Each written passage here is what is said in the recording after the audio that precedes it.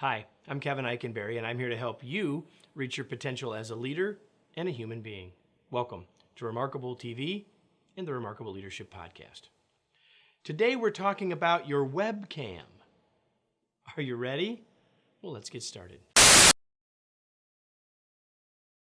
Imagine that you had this video to watch, but there was no video at all, just a blank black screen, just like all the podcast listeners are experiencing this right now. If you're watching on video and you just have the blank screen like you have right now, can I possibly be as effective? Can I keep your attention? Can I hold your interest? No, no, and no.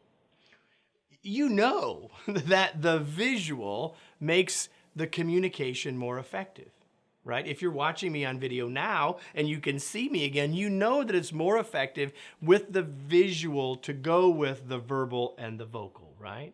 Now, when we're working remotely, what we find is that we don't get the chance to see people like we used to, so we end up relying more and more on email, and even if we aren't sending email or an instant message, we end up using voice.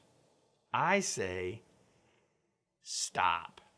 It's time to bring back the visual. It's time to make your webcam your friend. Now, I know that some of you, well, first of all, you may not have an actual webcam. It may be broke in your laptop. Either way, I know that some of you watching are having some concerns about this little thing and don't want to make it your friend at all. You have concerns. Today, I'm here to reduce you and release you from those concerns so that you can make your webcam your friend, okay? Here's the thing.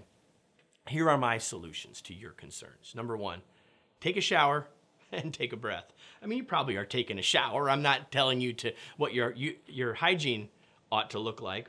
But just because you're working from home doesn't mean that you should be like a slob 4 or 5 days in, no shaving, no showering. Like, take a shower, but then take a breath because you look fine. The rules for work used to be, when I started at work, I go to work with a tie on and often with a suit on. That is no longer the norm. What I'm wearing today is more the norm in many workplaces, but the norm when we're working from home doesn't even necessarily have to be that. Maybe there's some stuff in your organization you need to talk through or whatever, but number one, you look just fine. Get your ego out of this and take a breath. Okay, but now you're not just worried about you, you're worried about what people can see all around you and behind you and all that, right? So I want you to think about your background. First, beware of backlighting. You may have a situation where it's easy for you to work, but the light behind you, a window behind you makes you very hard to see on the webcam. So be aware of backlighting.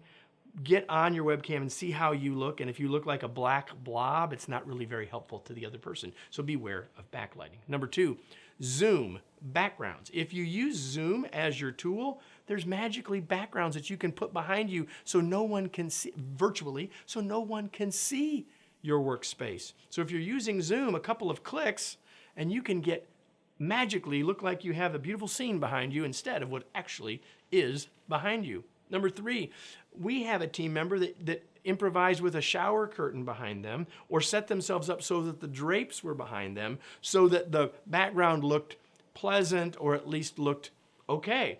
Those are good options to consider.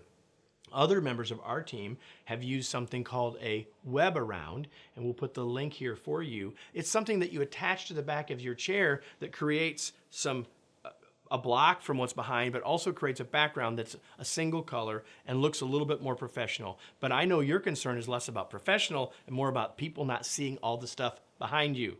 Next, don't worry about it. Most people aren't going to care if they can see something on your desk or in your workspace or behind you. And if you really are going to worry about it, maybe you could straighten up a little bit, right? Here's the thing. The next big piece of advice is to focus on the other person.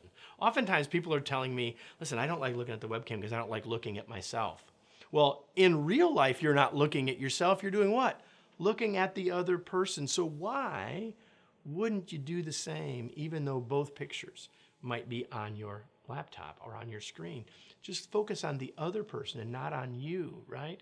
And lastly, remember, even if you have some concerns, remember that using your webcam will help and it's worth it. So even if you have some ego issues, even if you have some, makeup issues, even if you have some background issues, know that getting the visual back into your communication will help the communication, will build the relationship, and will build trust. And so make your webcam your friend. Let me close with today's tweet. Want better communication results and improved relationships while working remotely? Turn on your webcam. You heard me mention the podcast a couple of times already. That's the Remarkable Leadership Podcast.